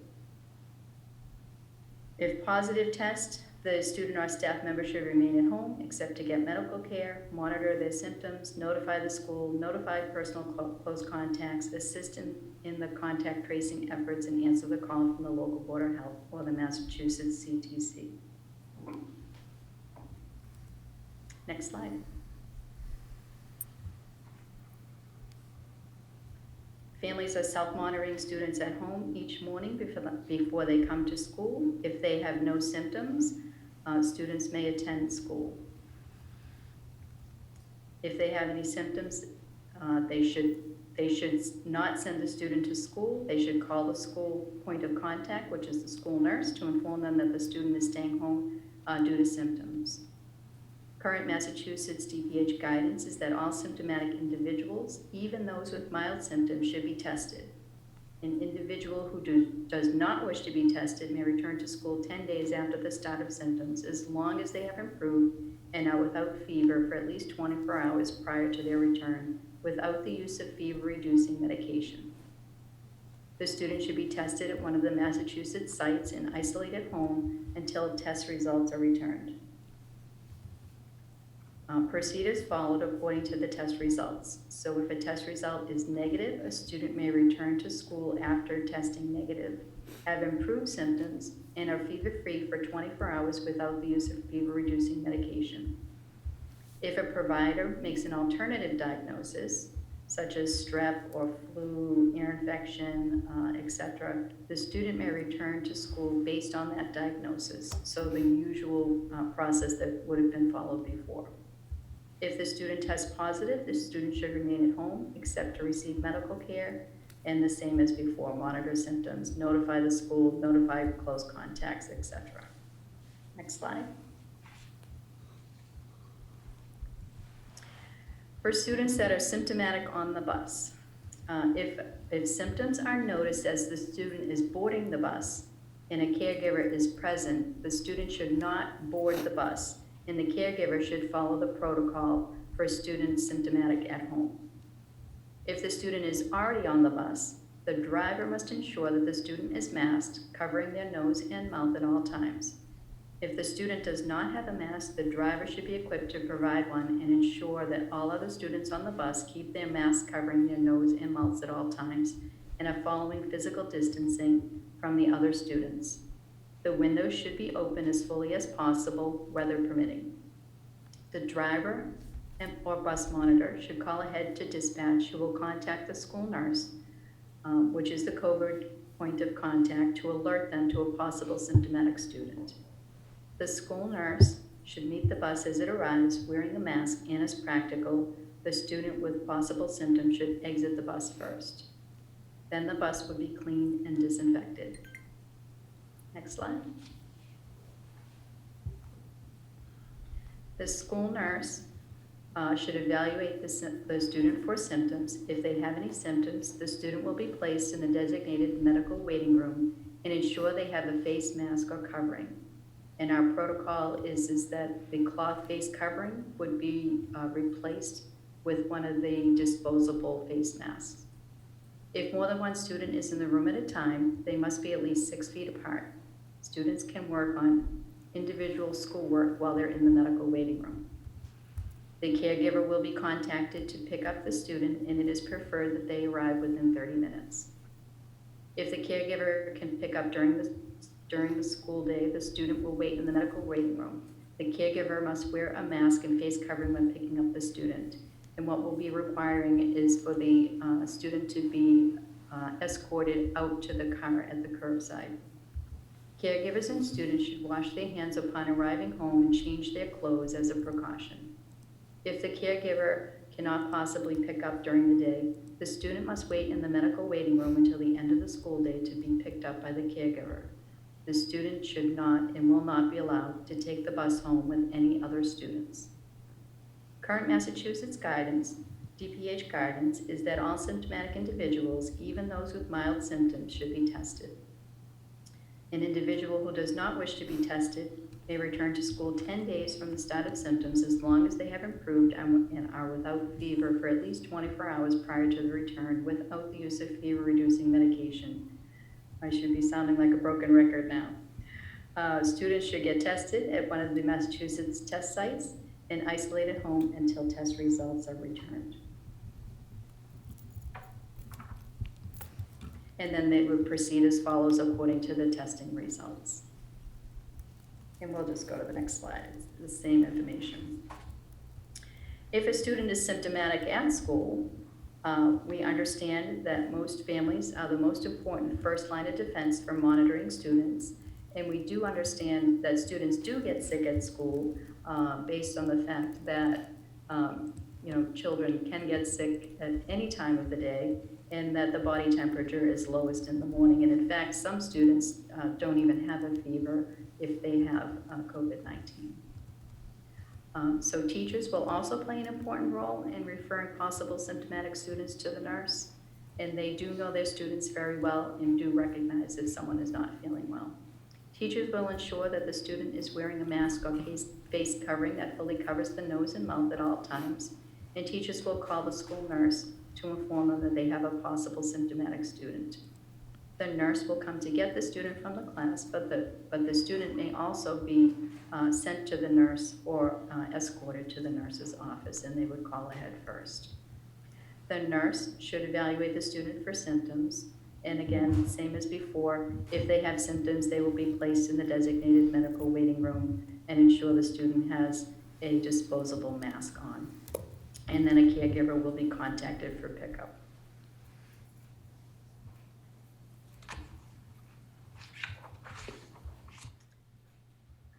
And again, the current Dph guidance is that all symptomatic individuals, even those with mild symptoms, should be tested, and then the rest is the same.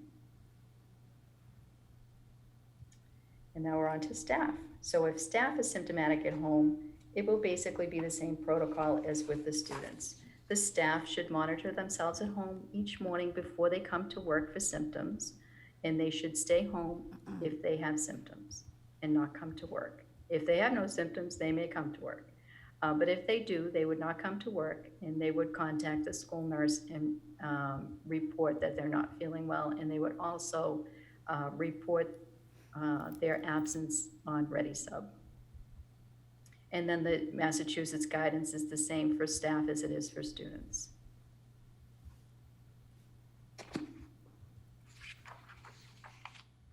And then proceed as follows, according to testing results, whether they're negative or positive.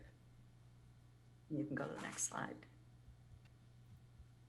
If the staff are symptomatic at school, it would be the same as if a student were sick at school. They would be, first of all, encouraged not to come to work if they were experiencing any symptoms. But if they suspect any symptoms during the day, they should follow the school's protocol and get another teacher to cover their class midday if needed, and then go and see the school nurse and be evaluated. If there were no symptoms, they would follow the school standard protocol for being excused due to illness. But if they had symptoms and screened positive, then they would be referred.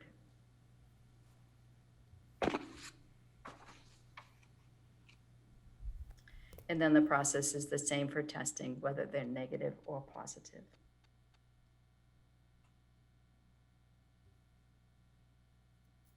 Okay, next slide. And so now we'll talk about the protocols for potential school closure, partial or full, or district closure if there are multiple cases in the school or the district, a significant number of new cases in a municipality, or statewide regression to a previous reopening phase.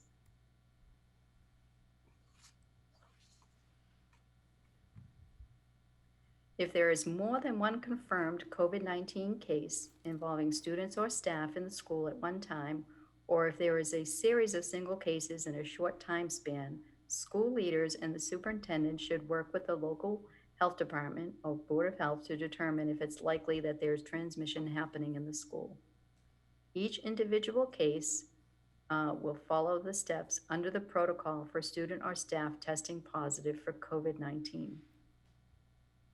Please note that when there is one isolated case, the student's close contacts need to stay home and be tested, not the entire school. When there is suspected in-school transmission beyond one cohort or a small number of cohorts, school and district leaders must consult with the local Board of Health as to proposed next steps.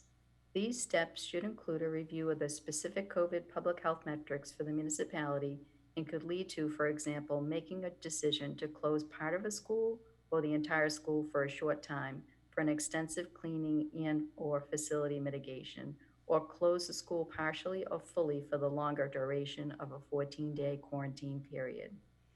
Should there be circumstances when there are multiple cases in multiple schools, school and district leaders must consult with the local Board of Health as proposed next steps. These steps should include a review of the specific COVID-19 health metrics for the municipality and could lead to, for example, making the decision to shut the district down for a short time for an extensive cleaning or other facility mitigation, or shut down the district for the longer duration of a 14-day quarantine period. Before a final decision is made on a school or district closure, the superintendent must consult with the Department of Elementary and Secondary Education for further guidance.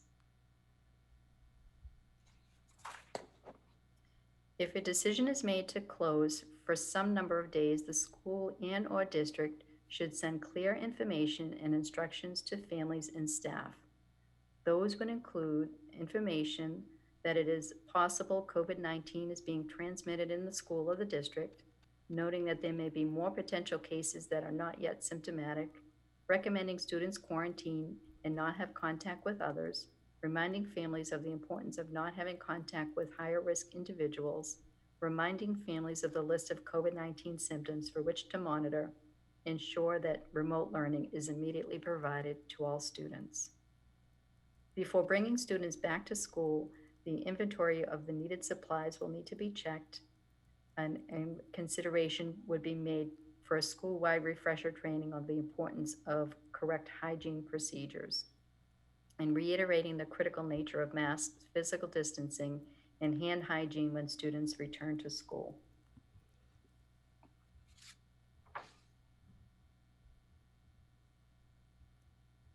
In the case of a significant municipal outbreak, as determined by the local Board of Health or DPH, the superintendent and school leaders must consult with the local Board of Health to determine whether it's appropriate to close a specific school, schools, or an entire district. And again, before that decision was made, on a school or district closure, the superintendent must consult with DESE for further guidance.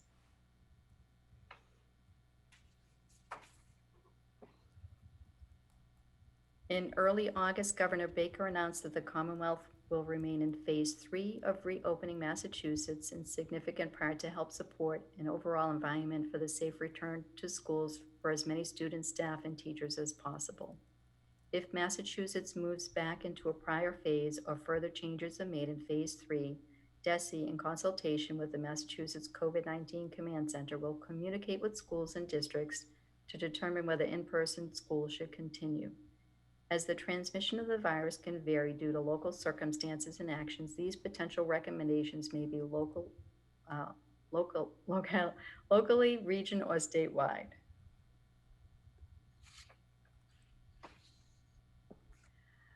And so the last slide here is a quick reference sheet that shows key actions for individual COVID-19 events. So it shows individuals, if they are symptomatic, or individuals exposed to COVID-19, positive individuals, the location of the event, the testing results, whether they're negative, positive, or not tested, and then the quarantine rules. And so just to be clear, isolation is used to separate people infected with the virus, those who are sick with COVID, and those with symptoms, from the people who are not infected. So an individual in a household would be isolated from the rest of the household if others were not sick. And people who are in isolation would stay home until it's safe to be around others, and they would separate themselves from others by staying in a specific sick room or an area, or using a separate bathroom if that was available. Different than isolation is quarantine. Quarantine is used to keep someone who might have been exposed to COVID away from others. Quarantine helps to prevent the spread of disease that can occur before a person knows they're sick, and if they're infected with the virus without feeling symptoms. People in quarantine must stay home, separate from others, and monitor their health and follow the direction from the state or local health department. So Shelley, I'll ask you to jump in if you have anything else to add. I don't have anything else to add. I guess the only thing I could say is that most of the phone calls and the contact tracing will be done by myself and Tracy Mello, our public health nurse, and we have another public health nurse. I haven't been really using the contact tracing collaborative yet, but I'll be using them as needed if I get, it's too many cases that I feel like we can't do it all, then we'll start to use them. So, but anyways, it's very important that you answer the call when people call about contacts. That's our most important avenue for trying to curtail COVID.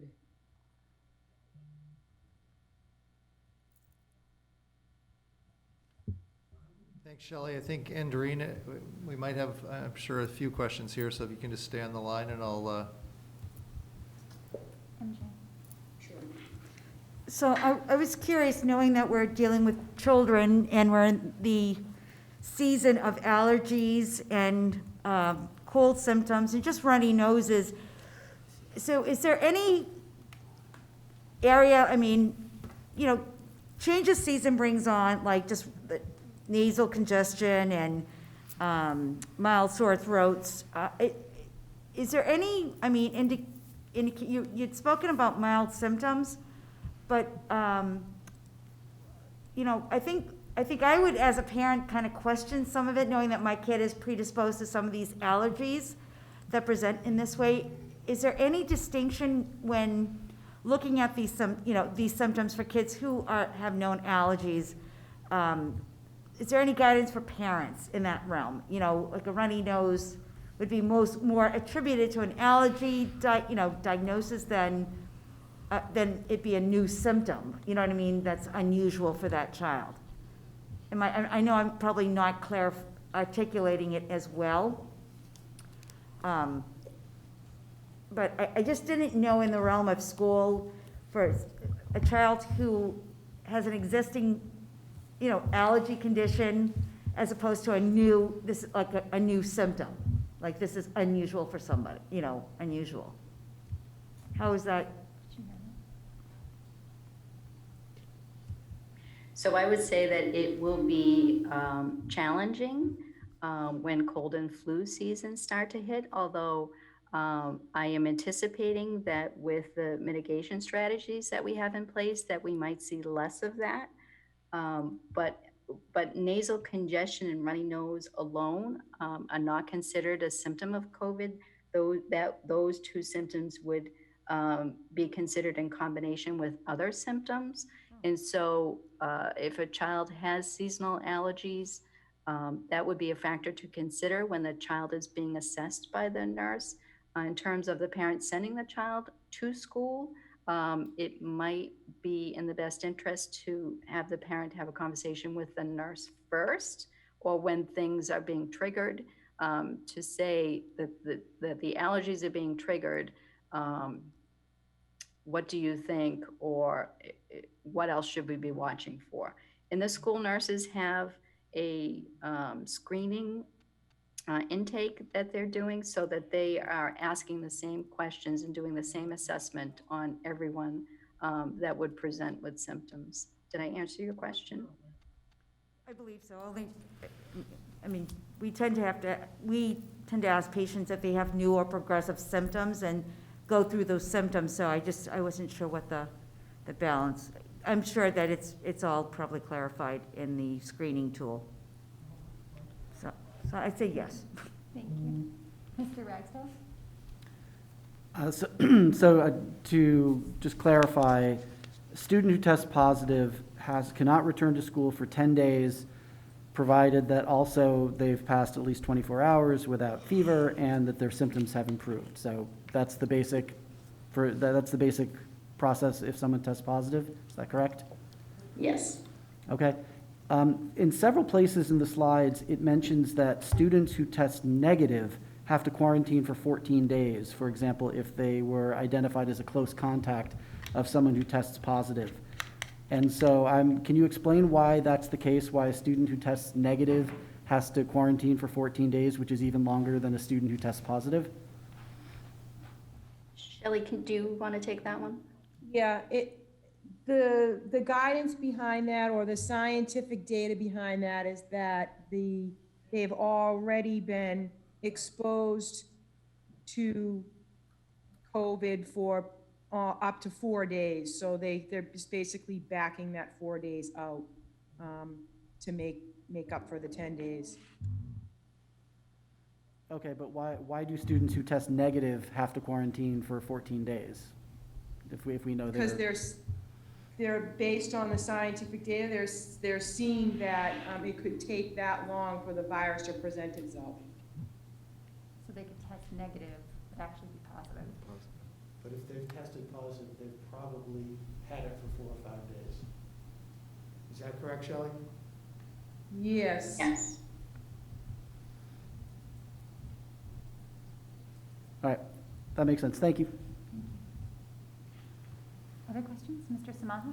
Yes, about the contact tracing, when that happens, is it just a phone call, or are there multiple ways of trying to connect with people? Because I know if I get a phone call and I don't recognize the number, I'm not necessarily going to answer it. So are there multiple ways of trying to get in touch with people rather than just a phone call?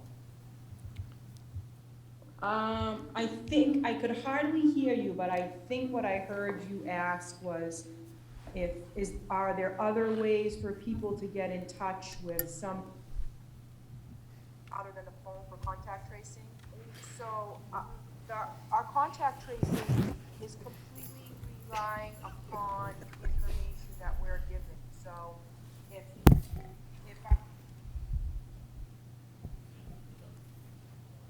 I'll use any means I can to do contact tracing. Shelley, Okay. that was the question, I'm sorry. Could you Okay, just, good. could you just repeat that one more time, please? Sure. So the contact tracing can be done by phone, by email, any way that I can accomplish it, I'll do it. Or if, oftentimes what happens is people will call me before I even get a chance to call them and say, I think I'm a contact, and then we go through the criteria to see whether or not they are in fact a contact. So the more information I can get from the schools on to contact trace, the better. Just in case like you just said, if I call someone, they don't want to answer the phone, it's been 2 days, I mean, you know, I can tell you that when this first started, we were going to people's homes and knocking on their doors to talk to them. Okay, thank you.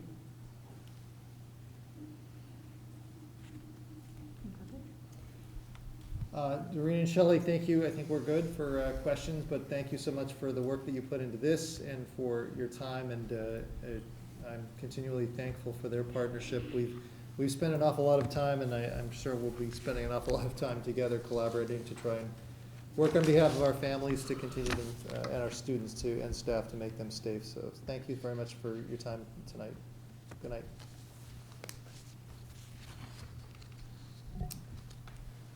All right. Okay. Item 8C, recycling of surplus equipment. There is a motion here. Do you want to just, does anyone want to talk through the equipment Yeah, or any questions? yeah. There's a memo that is in your packet. This is standard, but as it's equipment to recycle, looking for your action tonight to declare those items surplus. Any questions on the items? I thought that was a lot of questions, but is that for a motion? Yeah. Wow. I really want to talk about the desktops and the servers. Do you have a question? I have one Yeah. quick comment, which is that Mr. Lord confirmed that these monitors are actually broken and inoperable. And so we're not just throwing out monitors that teachers could be using for remote instruction or anything like that, that they're not, that they won't work. Excellent. Thank you, So, Mr. Ragsdale. But I'll make the motion to declare the included list of equipment surplus for recycling. Great. Is there a second? Mrs. Newhouse, all in favor? That is unanimous. Thank you very much. All right, next we have the personnel report. Yes, and we do have Ms. Stern Armstrong, who is on the Zoom call as well, if folks do have questions. But in your packet, you do have the most recent personnel report. First, to point out the obvious, that there are a number of new staff, and that is simply nothing to do specifically with COVID, but because of the significant number of retirements that the district saw last year. And so there's been a whole host of activity, as you can see, through Andrea's department, and an awful lot of work. And then layering on top of that, all of the COVID-19 related activities. So, Andrea, are you there? Can you hear us? I am here. Can you hear me? We can, thank you. Are there any questions about the personnel report?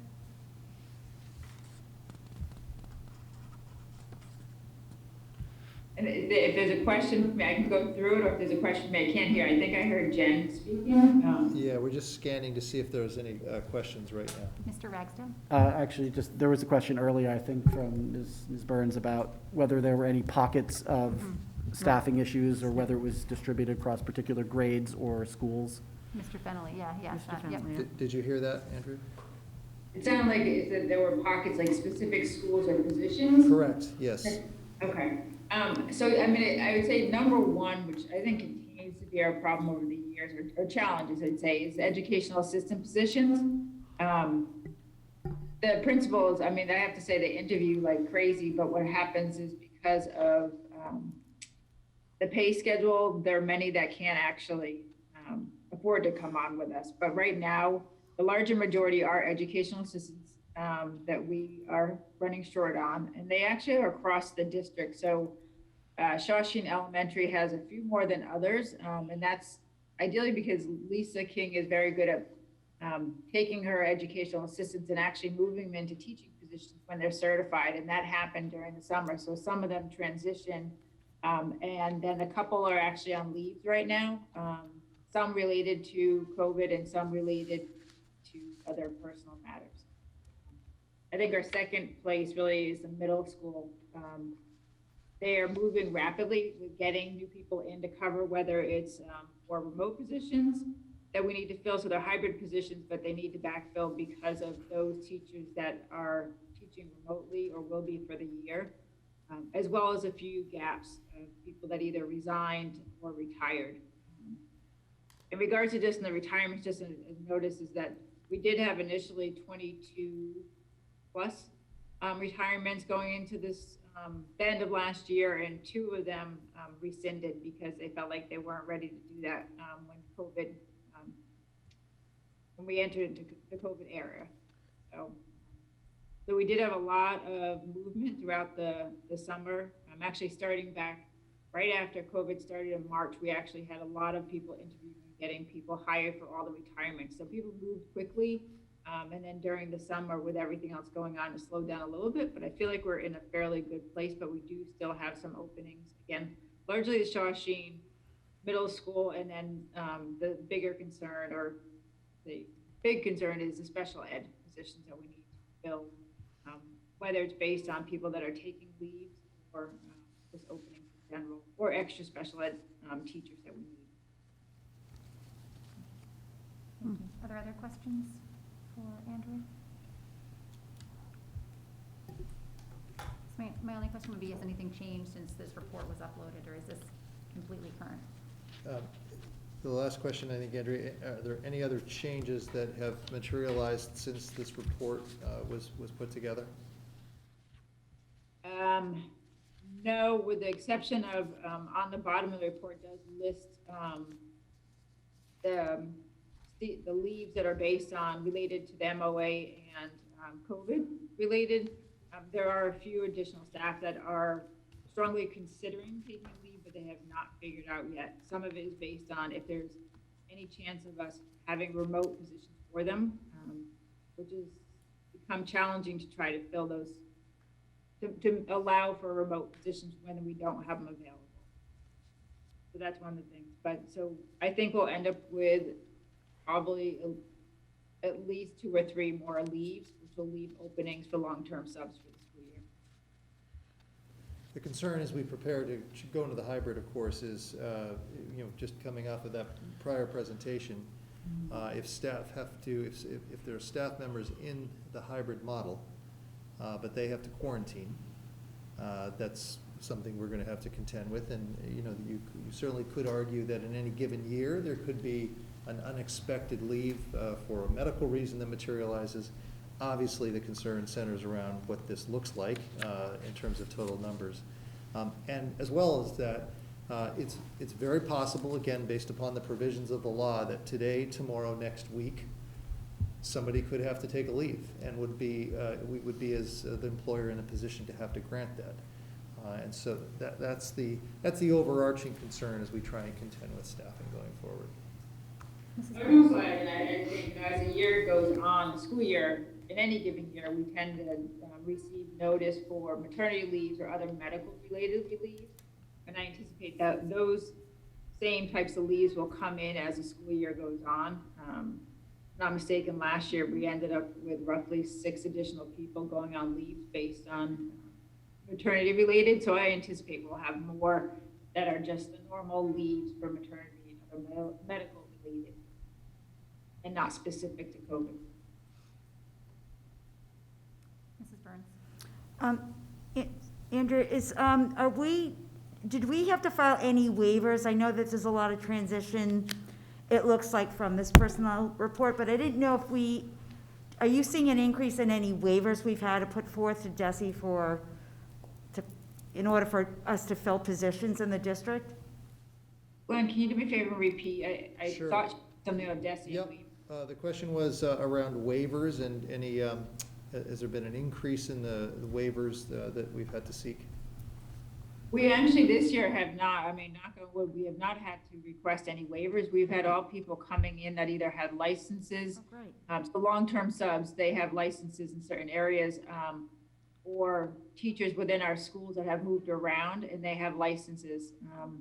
That accommodated that. That was one of the things that we really looked at as our educational assistants and our teachers. What licenses do they have so that we can make some transitions for the school year to make sure the students' needs were met based on those licenses and what the teachers could offer.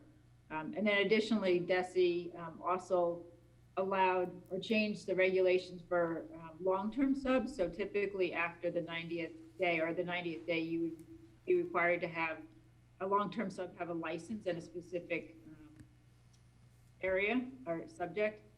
They have extended it that you do not actually have to have a license, and they're also giving emergency licenses. So so far I have seen within our district there's 3 or 4 staff that actually reached out to DESE and applied for emergency waivers, and they received them they're doing them within almost 24 hours. Great. So it's a quick turnaround, but the big thing is to make sure that they are qualified, and if they do and they have a license, then let's match them up to the right position. Thank you. You're welcome. I'm sorry, just one, do you have a question? You can go first. No, you go first. Not a question, just a comment. I just wanted to thank Mr. Ragsdale for bringing up my question from before while I was busy reading and only sort of paying attention. So thank you, David. Yeah. It's okay, it's not a question for you. No, my question for Andrea is, I guess, how aggressive are we being in our posting and our searching? Where are we posting? And are we reaching out to schools of education and other places where there may be some recent grads who are looking for positions that maybe we haven't tapped into that yet? Did you hear that, Andrea? Here, part of it is. Yeah, the question around how aggressive have we been, and how are we approaching posting and bringing attention to specific positions? Matt, I feel like we are being very aggressive with the posting. I'm constantly putting up postings, refreshing postings, taking postings that may have been up 2 weeks ago and taking them down and then reposting the same thing because then it attracts other people.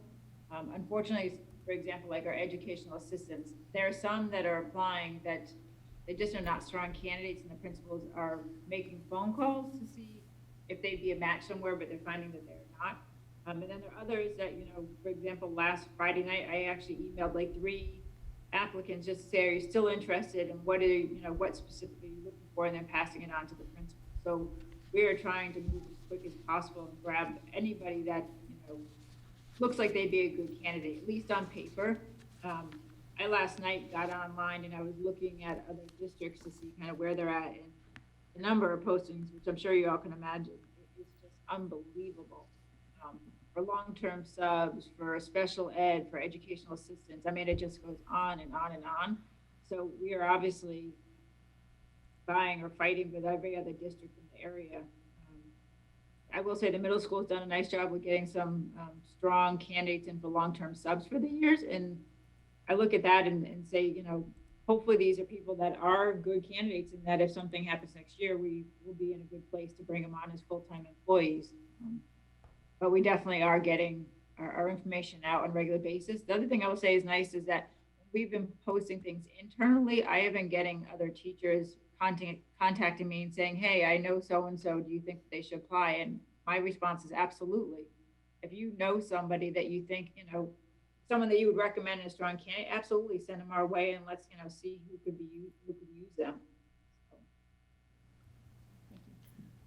I think that's it, Andrea. Thanks so much for your time. You're very welcome. Take care and enjoy the night. Thank you, Andrew. Thanks. All right, item E is the FY 22 draft budget calendar. Mr. Ruggiero, I think that's you. So in your packet, you have a draft budget calendar. You do not have to approve this. It's more informational, and there will be some dates that I'll have to change and we'll have to come back to. One example is we had, I think, December 16th was going to be the superintendent's preliminary budget, but I don't think we have a school committee meeting that night. It got changed, so superintendent and I have to talk a little bit about some of these dates and move them around. But Yep, we're in the process of a 22 budget. Thank you, Paul. Any questions? Mrs. Burns? So in light of this year and the uncertainty as we navigate this year with funding, how will it, I mean, I'm not asking for specific, but I would like your opinion at this early juncture. How does that look, what does that look like for us next year, and, you know, in fiscal year 2022, 23, I guess is the fiscal year you'll be working on? 21, 22. 21, 22, thank you. What's your, do you have any early, I mean, this pandemic has really kind of thrown us off. I mean, we've saved money in certain areas that, things that couldn't run, but in other areas we've really, you know, spent money in preparation, getting our schools ready, PPE and things like that. How do you, I mean, this pandemic is gonna have like impact beyond this school year. And I didn't know in your discussions with other school business administrators, if there was things that we would have to keep our eye on closely. It's hard to say. We don't even have a state budget yet, really, for this year. Right. And, you know, we had town meetings, so we have a budget approved. We are watching it very closely. I mean, what we talked about here tonight, with staffing, there comes a cost with some of those. You know, people take leaves, we're paying them, you know, if they have the sick time and so forth, but then we have to hire someone. So there's a cost there, all the PPE and so forth, although we do have some grants, but that's adding up pretty quickly. Mm-hmm. And other things, we just have to monitor it, do the best we can. From all we're hearing is FY '22 may be worse than FY '21. We were kept whole, the town was kept whole from a Chapter 70 standpoint. Mhm. It kind of level funded us, if you will. FY '21 was the same as FY '20. But for all intents and purposes, we're hearing that '22 could be a tough year as, you know, who knows what the economy's gonna do and so forth, so. Yeah, I mean, for budgeting for '22, we're gonna have to watch it, and we have contractual obligations that we have to meet and then kind of go from there, but,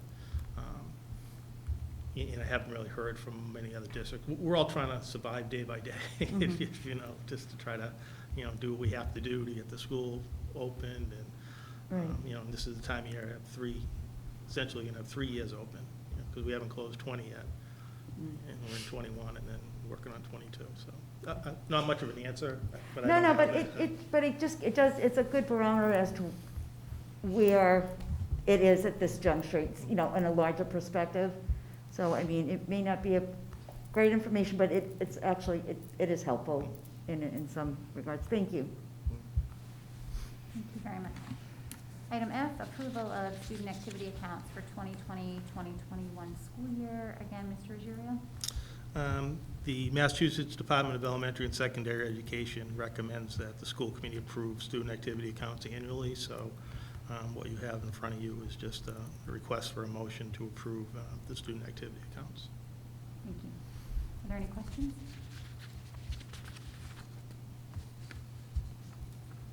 Mr. Fenlon? Paul, has anything changed or anything different with these from last year? No, they're the same. Thank you. Other than we added a class of 2023. Thank you. Is there a motion? Mrs. Burns? So moved? Oh, sorry. You want to move to approve the 2020-2021 Yes, student please. activity accounts as listed? So moved. Is that seconded by Mr. Buer? Excellent. Thank you. All in favor? That is unanimous. Thank you. Thank you. Item 9, we have other reports. I don't believe any subcommittees met between now and our last meeting, but are there any subcommittee reports? Oh, sorry. No, Mrs. Burns. that's okay. I just wanted to just briefly bring up that Commissioner Riley spoke today about his intention to hold MCAS for this spring. And just to alert everyone that MASC is putting forth a resolution with regards to trying to dissuade Commissioner Riley on this task, and how we really need to focus on learning and the social emotional health of our students this year. And it is asking for him to hold harmless 10th graders in this year in that process. I am going to, usually these resolutions come before us at conference, and we usually discuss them prior to conference on the support, but I am still kind of teasing it out if it's something that they are looking for some sort of board approval prior, so they can immediately start advocating on it. But I just wanted to bring it to your attention if you're not already aware of it. Thank you very much, Mrs. Burns. Okay. Item 10, correspondence. None this evening? Item 11, future school committee dates and notable agenda items. Our next meeting is October 14th, regular session meeting here in this room. October 28th, again, 7 p.m. in this room.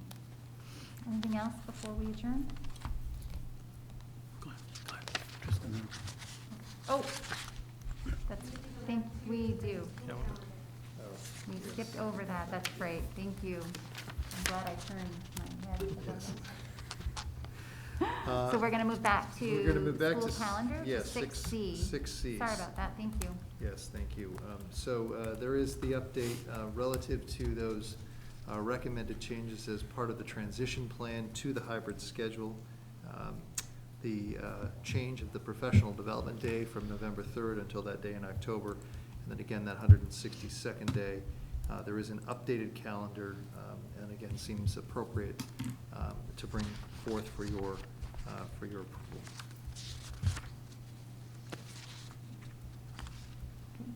Are there any questions about the revised calendar?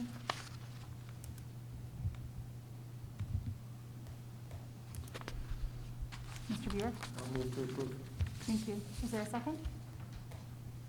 Mr. Ragsdale, all in favor of approving the revised calendar? Thank you. That's unanimous. Thank you.